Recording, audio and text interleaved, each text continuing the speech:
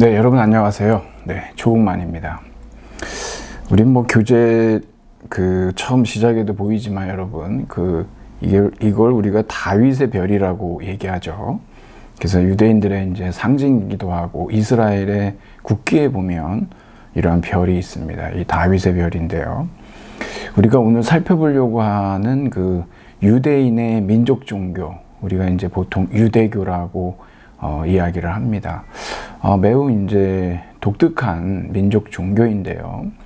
우선 우리가 그동안에 이제 종교와 문화를 살펴보면서 이 조로아스터교로부터 사실상은 아주 획기적인 종교 아이디어들을 유대교가 받아들이죠. 그리고 이것이 결국은 이제 그리스도교와 그 다음에 이슬람교에까지 영향을 줍니다.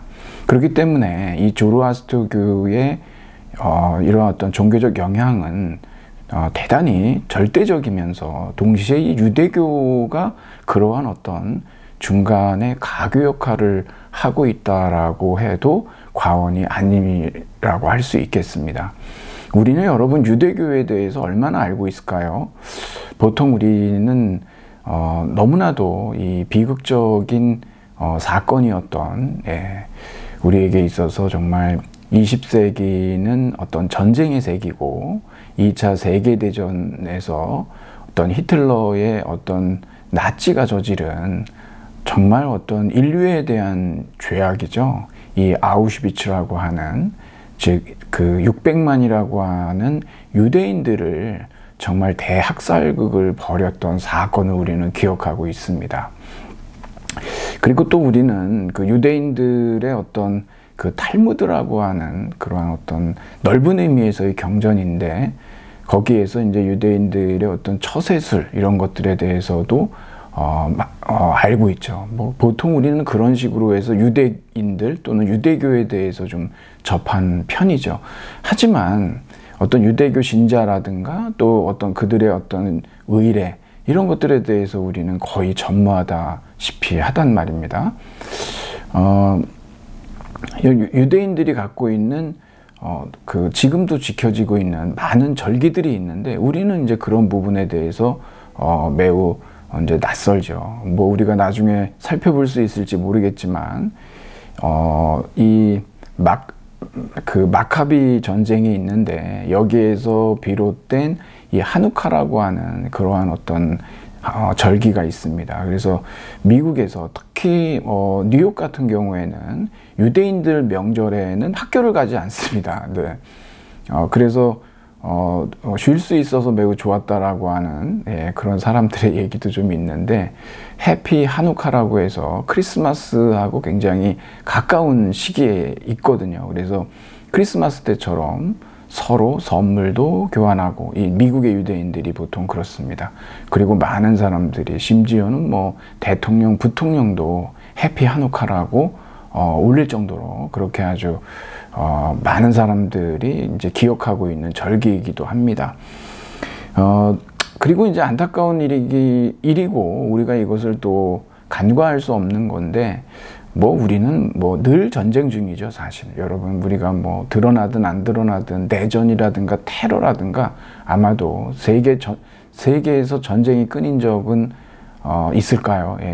제가 정말 자신이 없습니다. 아마 계속 전쟁 중이라고 우리가 생각해도 과언이 아닌데, 특히 이제 뭐 우리가 뭐 이 서아시아의 뭐 화약고다, 우리 보통 중동이라고 하지만 너무 유럽 중심적인 표현이어서 이 서아시아의 어떤 화약고, 이 레반트 지역, 특히 여러분 우리 알고 있는 이 이스라엘과 팔레스타인의 이 갈등, 이 영토 갈등, 분쟁, 우리가 보통 이팔 분쟁이라고 그렇게 얘기를 합니다. 1948년도에 이스라엘이 건국을 하면서 사실은 그 땅을 지키고 살았던 팔레스타인 사람들에게는 이것은 정말 대재앙의 날이었고, 반면에 이 땅을 잃고 유랑하던 디아스포라 유대인들에게는 정말 유대 국가, 그렇게 염원하던 유대 국가를 성립하게 되는, 유대 국가가 건설되는 매우 아주 커다란 어떤 축제의 날이었다라고 볼 수가 있겠습니다. 하지만 이 문제가 지금도 해결이 되고 있지가 않죠. 예, 그래서 지금 이제 웨스트뱅크 지역, 예, 그 요르단 서부 지역하고, 예, 서안 지역이라고 하죠. 그리고 이제 가자 지구에 이 팔레스타인 그 난민촌이 있는데, 지금 보면은 거의 한 560만, 600만에 가까운 난민들이 있습니다. 이 문제에 대해서 이스라엘 사람들이 취하고 있는 자세들은 여러분도 아시다시피 국제적인 비난을 피할 수가 없는, 예, 이 문제를 과연 이스라엘 정부가 어떻게 해결할 것이냐라고 하는 것이 굉장히 큰 논란이 되고 있습니다. 과연 어떤 해법이 있을까요? 우리가 마지막에 조심스럽게 지금까지 논의했던 것들을 좀 살펴보긴 하겠지만, 물론 이것이 완벽한, 정말 아주 그 퍼펙트한 솔루션은 될 수 없지만 결국은 우리가 현실을 인정해야 되는 부분들이 있기 때문이거든요.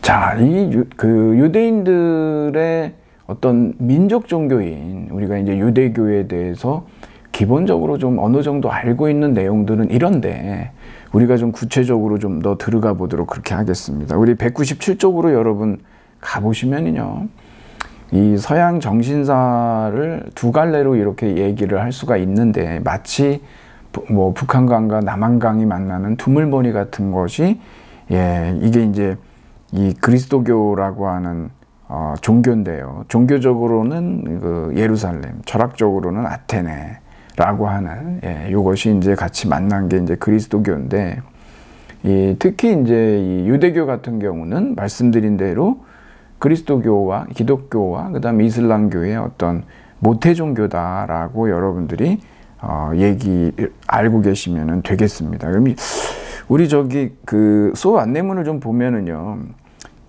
이 유대교의 어떤 독특한 특징들이 있는데, 윤리적 유일신관, 여러분 유일신론, 이 얘기는 제가 조금 이따 더 하겠습니다만, 예, 대단히 이제 어떤 그 윤리적인 유일신관이면서 동시에 이 선민사상과 그 다음에 계약사상이 있습니다. 여러분 여기서 계약이, 여러분 이게 컨트랙트가 아니에요.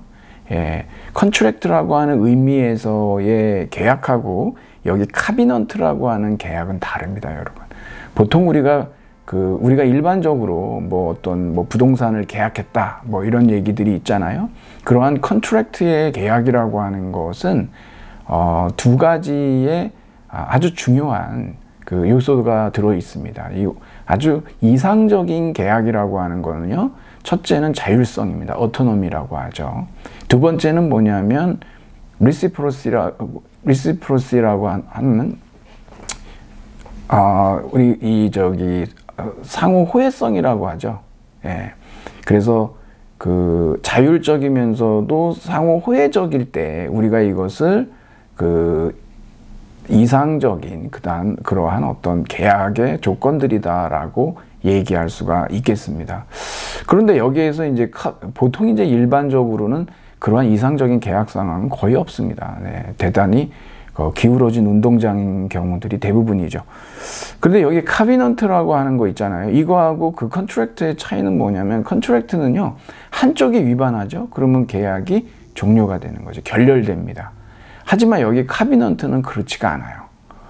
이것은 한쪽이 이 계약을 위반한다 하더라도 그것이 파기가 되지 않는다라고 하는 거.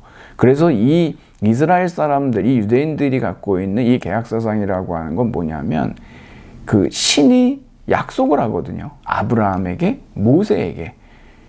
신의 약속은 파기가 되지 않습니다. 그것을 어기고 늘 그걸로 인해서 형벌을 당하는 존재들은 유대인들인 것이죠.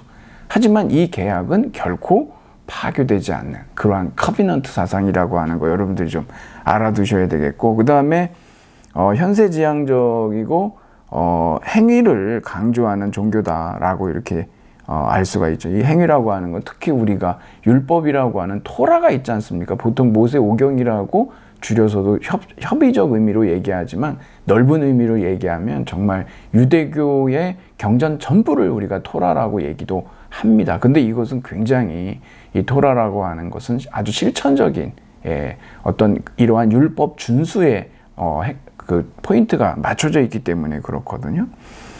그러한 종교입니다, 이런 게. 그래서 유대인, 여기 주라고 하는 유대인이 있는데, 유대인에 대한 개념 규정도 굉장히 복잡합니다. 이게 과연 이제 유대인을 어디까지 유대인이라고 우리가 얘기할 수가 있겠느냐. 지금 같은 경우는 모계, 어머니가 유대인인 경우는 그럼 당연히 이제 유대인으로 인정을 받지만, 아버지가 유대인인 경우에는 반드시 거기에 대해서 이제 유대교로 개종을 해야 되고, 거기에 또 할례까지 반드시 받아야만 그 유대인 공동체에 소속이 되고, 거기에서 필요한 많은 의무 같은 것들을 지켜야 될 그러한 어떤 일원으로 인정을 받게 됐는데요. 보통 우리가 유대인을 언제부터 이렇게 유대인이라고 얘기하냐 그러면, 여러분들이 나중에 뒤에 보시겠지만 북이스라엘과 남유다로 이 왕국이 분열이 됩니다. 솔로몬 이후에요. 솔로몬이 이제 그러한 원인 제공자이기도 하죠. 그랬을 때 북이스라엘이 먼저 아시리아에 망하고, 그 다음에 남유다가 바벨론에 망하게 되는데, 이 북이스라엘이 망했을 때, 멸망했을 때, 여전히 남아 있었던 그 남유다, 이들을 우리가 뭐 여기에서는 이제 그들을 갖다가 우리가 이제 유대인이라고 보통 얘기를 했었습니다. 그래서 유대인의 민족 종교다. 또 신앙과 의례의 복합체인 토라의 길. 말씀드린 대로 이 토라라고 하는 것은 뭐 하나님의 계시라고도 얘기하고, 뭐 또 계명이라고도 얘기하고, 그 다음에 모세오경, 넓게는 모든 유대의 경전을 다 히브리 성서를 얘기한다라고 보시면 되겠고요. 이런 걸 우리가 이제 보통 유대교라고 얘기를 하죠.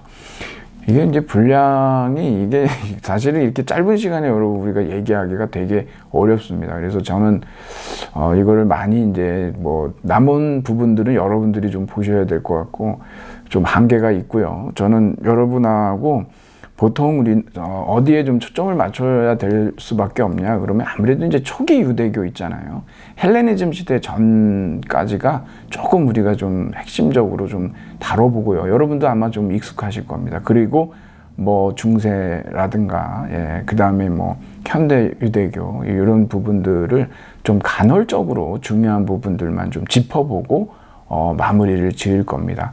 제가 처음부터 미리 말씀드린 대로 지금 이제 우리에게 대단히 중요한, 이게 현대 유대교의 앞으로의 어떤 그 미래의 가늠자가 될 수 있는 것은 결국 이팔 분쟁이에요. 이 팔레스타인 난민 문제를 어떤 식으로 이들이 해결할 것이냐라고 하는 거, 되게 비극적 사건이거든요. 사실상 역사적으로 따져보면 팔레스타인 사람들이, 이 유대인들이 어떤 소위 그 이집트에서 대탈출을 할 때요, 엑소더스 할 때 의도적이진 않았지만 여하튼 도움을 줍니다. 왜 도움을 주냐 그러면은 이 블레셋,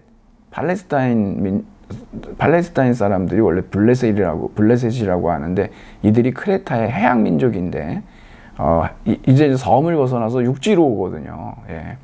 그럴 때 이제 이집트를 공격해요. 그 사이에 사실은 이제 뭐 홍해도 건너고 이러면서 이스라엘 그 유대인들의 어떤 대탈출이, 그런 출애굽이 어렵지 않게 이렇게 이루어질 수가 있었던 겁니다. 물론 여기에 대해서 여러분, 저는 아주 뭐 이렇게 뾰족한 얘기를 할 수는 없어요. 왜냐하면 제가 미리 말씀드리지만, 우리가 지금 여기에서 학습하려고 하는 소위 어떤 뭐 창조 사건이라든가, 또 출애굽 사건이라든가, 또 모세, 또 그 다음에 이제 우리 아브라함, 이게 이제 족장 시대라고 하거든요. 그러니까 뭐 족장 시대와 모세 시대, 그 출애굽 사건, 이런 것들에 대해서 역사성에 대해서 어느 누구도 확증할 수가 없습니다. 그렇다고 해서 이것은 정말 뭐 그 근거가 없다라고 단언할 수도 없어요. 왜냐하면 그렇게 되면 우리가 무지의 오류를 범하는 것이기 때문에 그렇습니다. 그러니까 우리는 어떻게 보면 좀 좋을까요?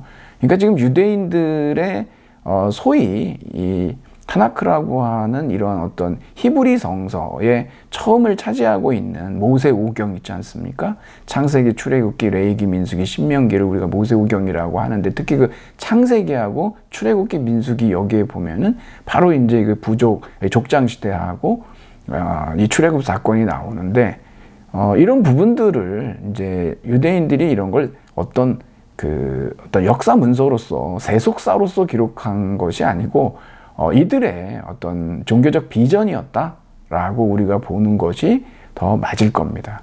여하튼 뭐 역사성을 찾아 들어가면 밝혀낼 수가 없다라고 하는 거, 그건 이미 성서 고고학자들이 큰 꿈을 꾸고 달려들어 봤지만 대단한 절망과 실망만을 안게 됐다라고 하는 거죠. 우리가 역사적으로 고고학적인 발굴이 가능한 것은 왕국 시대입니다. 그러니까 사울하고 다윗하고 솔로몬의 시대, 그 정도를 우리가 이제 알고 있으면 될 것 같습니다. 자, 여러분, 그러면 제가 말씀드린 대로 유대교의 종교 경전인 히브리어 성서, 우리가 이제 히브리 성서 타나크라고 하는데, 제가 이거 이제 뭐 과제도 냈지만 여기 이제 율법서, 예언서, 성문서, 뒤에서도 말씀드릴 겁니다만, 자, 유대 종교사인 겁니다. 이게 유대의 어떤 역사서는 아니에요. 이게 세속사가 아닙니다. 그래서 이 족장 시대가 나오는데요. 이 엘샤다이, 우리가 이제 이 아브라함이 여기에서 이제 등장을 하는데, 이 아브라함이 이런 이제 그 신을 이름을 불렀던 하느님에 대해서 뭐라 그러냐면 엘샤다이라고 얘기하거든요. 또는 엘이라고도 하고 복수인 엘로힘이라고도 얘기를 합니다. 이게 바로 이제 하느님이죠. 근데 이제 엘샤다이인데 이게 전능한 하나님이에요. 전능한 신을 얘기하는데, 이 신이 아브라함에게 약속을 합니다. 정말 모래알과 같은 그러한 어떤 민족의 아버지로 너를 삼겠다라고 하죠. 그러면서 그 증표는 뭐냐? 그러면 할례를 하도록 얘기를 합니다. 그러면서 갈대아 우르 지역을 떠나서 하란으로 가고요. 뭐 그 터키 동부 쪽에 그 세계 테마기행 이런 쪽에 가보신 분들 뭐 유튜브를 보면은요, 그 동네 분들은 뭐라 그러냐면 아브라함이 거기에서 살았다라고 하는 뭐 집터까지 보여주고 그러는데, 모르겠습니다. 진짜 제가 말씀드린 대로. 여하튼 간에 이 엘샤다이의 그러한 어떤 그 약속을 근거로 이 아브라함이 이제 고향 땅을 떠납니다. 왜 그러냐면 이 유목사회는 다신사회고, 여기에서 지금 그 엘샤다이가 주장하는 것은 유신론이거든요. 단 하나의 신. 나 외에 다른 신은 없다라고 하는 거죠. 그래서 이제 여기에서 유일신간과 다신론이 이제 대립하고 있는 것을 알 수가 있는데, 그러면서 바로 여기 계약사상과 선민의식, 신은요, 이 유대교회에서의 하느님은 구체적으로 역사 속에 개입하고 그 유대 민족들을 이끌어갑니다. 마치 이제 불기둥, 구름기둥으로 이끌듯이 그러한 독특한 특징을 갖고 있고, 이들이 바로 이런 역사의식이 있고, 그리고 선민의식, 이거 정말 이게 이제 뼈아픈 하나의 문제들을 또 야기하는 부분들이 있습니다. 나중에 이것이 이제 민족주의로 가면 정치적 시온주의로 가고, 결국 그것이 지금 우리가 맞닥뜨리고 있는 팔레스타인, 이스라엘의 어떤 분쟁 문제죠. 자, 여러분, 그래서 이제 아브라함, 이 족장시대인데 아브라함으로부터 그 다음에 이삭으로, 원래 아브람이었는데요, 이렇게 신과의 계약을 통해서 이제 이름을 바꿔줍니다. 아브라함으로. 정말 또 하나 우리가 기억해야 될 건, 여기 이삭이 나오는데 아브라함이 100세에 얻은 아들이죠. 모리아산에 가서 바치라고 그래가지고 결국 이제 아브라함이 정말 사랑하는 외아들입니다. 100살에 얻은 아들인데 이삭을 데리고 모리아산에 가서 거기에서 이제 바치려고 하니까 거기 이제 하느님이 이제 멈추라고 하고 이제 순양을 바치면서, 이것은 이제 보통 종교학자들이 인신공의에서 동물공의로 바뀌는 과정을 얘기하고 있다 얘기하는데, 보통 우리가 얘기할 때는 아브라함의 어떤 하느님에 대한 절대 순종, 이것을 굉장히 강조하고 있고, 여러분이 기회가 되신다면 조엘은 키에르케고르의 공포와 전율이라고 하는 책이 있어요. 이게 굉장히 궁금했던 인물이 있었다라고 하면서 이 3일간의 여정을 따라가 봅니다. 예. 여러분 한번 생각해 보세요. 이게 만일에 정말 지금 같은 상황에 이러면은 정말 미쳤다라고 얘기하겠죠. 그만큼 굉장히 들여다보면은 공포와 전율입니다. 아니 뭐 꼭 그런 의미는 아니지만 여러분 한번 시간 되시면 한번 읽어보시고. 그 다음에 이제 이삭이 있는데, 이삭이 이제 그 자식을 낳았는데, 여기 이제 첫째가 에서고 야곱인데, 야곱이 이제 팥죽 한 그릇에 장자의 어떤 권리를 그 엄마하고 짜고서 이제 좀 이제 자기가 이제 축복을 받게 되는, 그래서 이제 그것을 다시 그 형하고의 그 복잡한 관계가 있는데, 그 야복강 나루토에서 야곱이 이 천사와 씨름을 하고 거기에서 이깁니다. 그래서 이제 그때 이름을 바꿔줘요. 그래서 이제 그때 이 이름이 뭐냐면 이제 야곱이 아니라 제2의 이름이 뭡니까? 여러분, 이스라엘이죠. 그래서 여러분들이 지금의 이스라엘이라는 그 이름이 어디서 등장하냐? 그러면 야곱의 두 번째 이름이다라고 하는 거를 여러분들이 또 알아두시면 뭐 나쁘지 않을 것 같습니다. 이렇게 할 얘기는 굉장히 많죠. 예, 그 다음에 이제 뭐 창조 사건에 대해서도 우리가 한번 건드려 볼 수가 있는데, 예. 여러분 사실 이 모세 오경에 보면은요, 이거는 뭐 우리가 지금 다 알고 있는 얘기지만 하루아침에 쓰여진 것이 아니고요. 이걸 보통 모세가 썼다 그래서 모세 오경이라고 하는데, 모세가 쓸 수가 없습니다. 신명기에 가보면 모세가 죽거든요. 근데 죽고 나서 거기 그 다음 장들은 누가 썼겠습니까? 이게 말도 안 되는 것이고, 이미 여기에 대해서는 이제 문서설이 등장을 하는데, 예, 뭐 이제 야훼 문서라고 하는, 예, 뭐 J 문서라든가 뭐 P 문서라든가 D 문서라든가, 이게 신명기 문서거든요. 또 뭐 제사장 문서, P 문서, 뭐 이렇게 이런 뭐 엘로힘 문서, 이 문서, 이런 문서들이 이제 서로 이제 오랜 어떤 전승, 뭐 재편집, 이런 과정들을 거쳐서 지금의 이 토라가 이제 형성이 됐다라고 하는 것들은 이미 많은 연구들을 통해서 나와 있죠. 네. 그 다음에 이제 모세가 등장하는데요. 여러분, 여기 모세는 이제 제가 말씀드린 대로 이제 아브라함에게 어떤 계약과 어떤 선민의식이라고 하는 것에 근거가 됐던 신은 엘 샤다이였습니다. 근데 이제 이 신의 이름이 바뀌어요. 여러분, 모세라고 하는 사람에 대해서는 너무 영화도 많이 나와 있고 그렇지만 모세의 역사성에 대해서 말 못한다고 말씀드렸습니다, 여러분. 이 모세라고 하는 인물에 대해서는 제가 여러분하고 이미 그 과제의 1번에 보면 인간 모세와 유일신교라고 이렇게 얘기를 했는데, 이게 프로이트의 종교의 기원에 이제 들어있는 하나의 이제 아티클입니다. 원래 요것이 이제 3개의 논문으로 이루어져 있고요. 1939년도에 썼는데, 이 프로이트가 모세에 대해서 아주 대범한 가설을 하나 내놓습니다. 이렇게 가능한 게 왜 그러냐면, 모세가 역사적 실체성에 대해서 밝힐 수가 없어서 그래요. 그리고 여러분, 이 출애굽 사건은요, 이집트의 문서에 전혀 나오지가 않습니다. 이게 오로지 히브리 성서에만 등장을 하기 때문에 정말 뭐 이런 논의가 가능한 거죠. 이 프로이트의 가설은 뭐냐면요, 제가 이제 말씀을 드릴 테니까 한번 여러분들이 나중에 이거 읽어보셔도 되고, 모세는요, 모세라는 말이 아이라는 뜻이에요, 이집트 말로. 그래서 모세는 유대인이 아니라 이집트인이었고, 모세가 히브리인들에게 전해주었던 그 종교 있지 않습니까? 그것은 그 유일신교는 이집트의 종교였다, 이렇게 얘기를 해요. 놀랍죠, 여러분? 근데 뭐 이미 제가 거기에 좀 설명도 드리고 그랬지만, 여러분이 이 이집트의 이제 제18왕조에 있었던 아케나텐과 그의 왕인 아케나텐과 왕비인 네페르티티에 관련된 내용들을 좀 살펴보시면, 이 아케나텐이 완전히 종교개혁을 해버리거든요. 이집트 다신교죠. 근데 유일신교로 바꿉니다. 뭐 보통 얘기할 때는 뭐 최초의 어떤 유일신교를 주장했다라고 이렇게 얘기를 합니다. 그래서 여러분이 이게 아텐교라고 얘기하는데, 그러니까 이제 태양 원반, 그 이집트 카이로 박물관에 있는, 여러분 한번 검색해 보세요.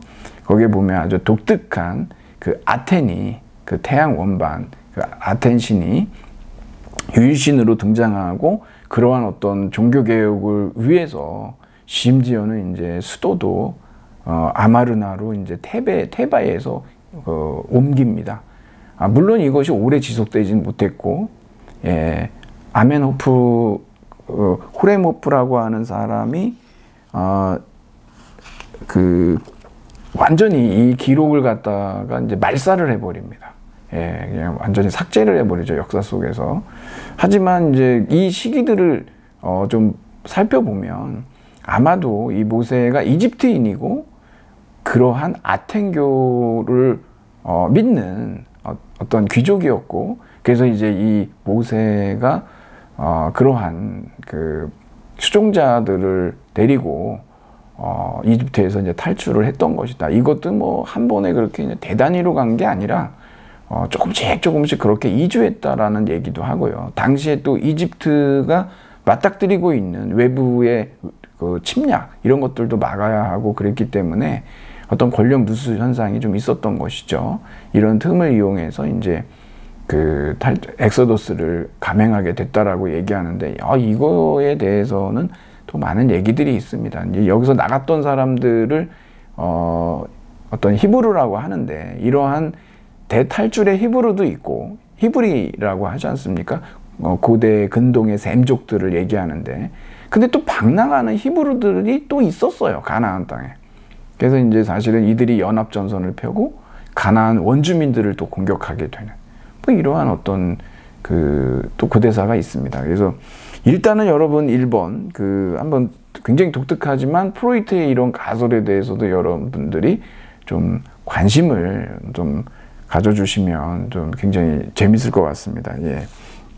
근데 모세는 뭐 물에서 건진 아이 아닙니까? 근데 여러분 이 모세 물에서 건졌다라고 하는 이 모세의 어떤 탄생 신화 있지 않습니까? 이거는 이미 오토 랑크가 이제 영웅의 탄생이라는 책에서 이 바벨로니아의 이제 그 사르곤 1세가 있습니다. 아주 유사해요.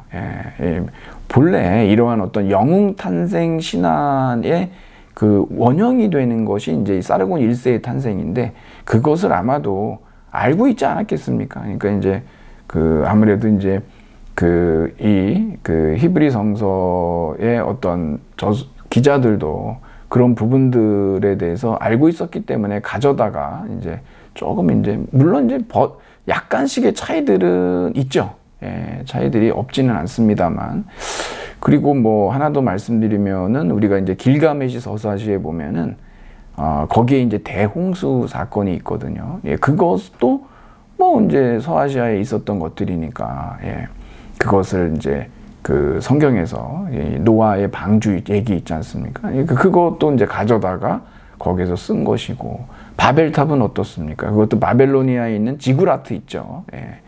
그들은 정말 높이 쌓아 올리면 하늘에 닿는다라고 생각했기 때문에 그러한 것들이 또 이제 영향을 받아서 가져 들어온 것이다. 어차피 이러한 많은 원형적인 이야기들은 어떤 모방이 되거나 또는 이제 차용이 되거나 이런 식으로 스토리텔링이 이루어지기 때문에 우리가 그렇게 한번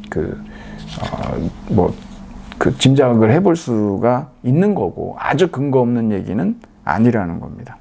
그러면 여러분, 이제 모세가 그렇게 해서 물에서 건진 아이인데 그 이후에 미디안 땅으로 가게 되고, 거기에서 이제 어떤 일이 있습니까? 신을 만나게 되는 그러한 놀라운 사건이 있죠.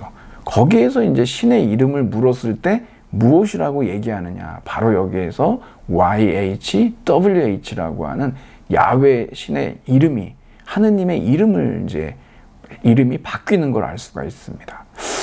일단 이제 1부를 이렇게 정리하고 잠시 후에 2부에서 이 야훼에 대한 얘기부터 다시 한번 시작해 보도록 그렇게 하겠습니다. 잠시 후에 뵙겠습니다.